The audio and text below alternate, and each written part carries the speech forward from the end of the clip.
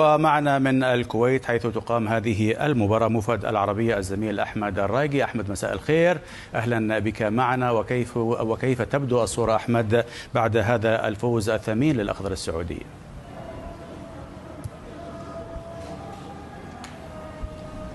أهلا زياد. يا هلا. لعل الهدف الثالث الذي أحرزه المنتخب السعودي أنقذ كثير من المواقف الصعبة اللي كان سيتعرض لها المنتخب، سواء الجهاز الإداري أو الجهاز الفني أو اللاعبين. هذا الهدف أو الهدف الثالث حفظ ماء الوجه، يعني للأمانة كان امتعاض كبير جدا من الجماهير السعودية، خصوصا بعد ولوج الهدف الأول ثم الهدف الثاني للمنتخب اليمني. فكانت ردة فعل جدا كبيرة عند الجماهير السعودية، خصوصا أنهم كانوا يأملون أن تكون البداية يعني جيدة، ناهيك عن ما الأسلوب اللي لعب به المدرب. لذلك كان هنالك تحفظ على المباريات أثناء حضور الجماهير، أو يعني ما ستألو له المباراة، على الرغم أنه في جمهور خرج يعني على آخر 10 دقائق، لكن من لطف الله للجماهير السعودية أن الهدف الثالث جاء. كثير من الجماهير كانت تتساءل اليوم ما هو الإصرار على هذا المدرب؟ لماذا عودة المدرب؟ لماذا إدارة المنتخب؟ يعني أنت مشيت إدارة يفترض أن تكون إدارة أقوى، هنالك علامة استفهام على إدارة المنتخب، هنالك بعض الأشياء المسربة من خارج معسكر المنتخب، أمور كثيرة تحتاج إلى فتح ملفات خلال الفترة المقبلة. ممكن هذا الهدف الثالث الآن يعني هدى من الموضوع بشكل كبير جدا، لكن أنا أتوقع يعني في المستقبل القريب وممكن عن نهاية البطولات حتكون هنالك إجراءات كثيرة وتغيير كثير لربما يطال. طيب، هذا الكلام يعني متروك للاتحاد السعودي لكرة القدم أحمد، لكن لا يطمن. لكن الجماهير ماذا تقول عن مستوى اللاعبين تحديدا؟ الحقيقة يعني الجمهور ما قصر صراحة، حضر سواء من الكويت أو من المنطقة الشرقية أو في من الغربية لمؤازرة المنتخب، يعني هم على أمل أنهم يساعدوا المنتخب يتجاوز هذه المحنة اللي يمر بها.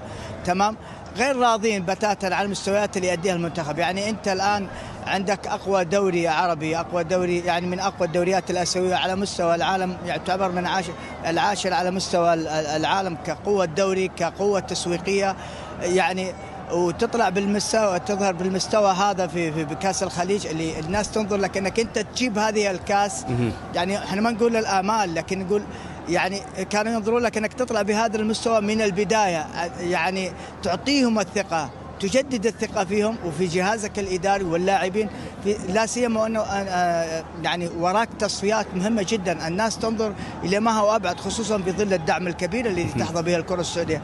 وبالتالي رغم فرحة المؤقت الآن للجماهير، لكن صراحة هنالك امتعاض.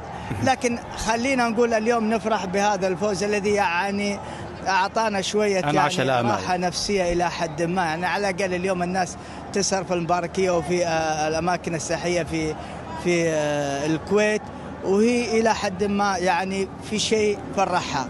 طيب، أكثر اللاعبين سلبية أحمد، أكثر اللاعبين سلبية من وجهة نظر الجماهير، لكن أنا أختصر لك كان ولا زال امتعاض كبير على الجهاز الإداري، اللاعبين، الجهاز الفني.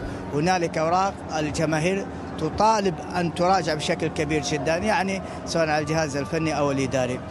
نأمل أن يظهر المنتخب السعودي إن شاء الله يتجاوز هذه المحنة قدر الإمكان، وهنالك يعني أكيد يعني حتتخذ إجراءات تعطي الضمان أن يمضي المنتخب كما يأمل صناع أنصار وصناع القرار في الكرة السعودية.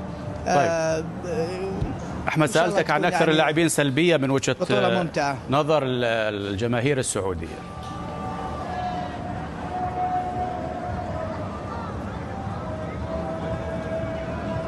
ما سمعتك زميلي زياد. أحمد، سألتك عن أكثر اللاعبين سلبية من وجهة نظر الجماهير السعودية في قائمة المدرب رينارد. يبدو أننا فقدنا الاتصال. الجمهور يعني ينادي كثير يعني.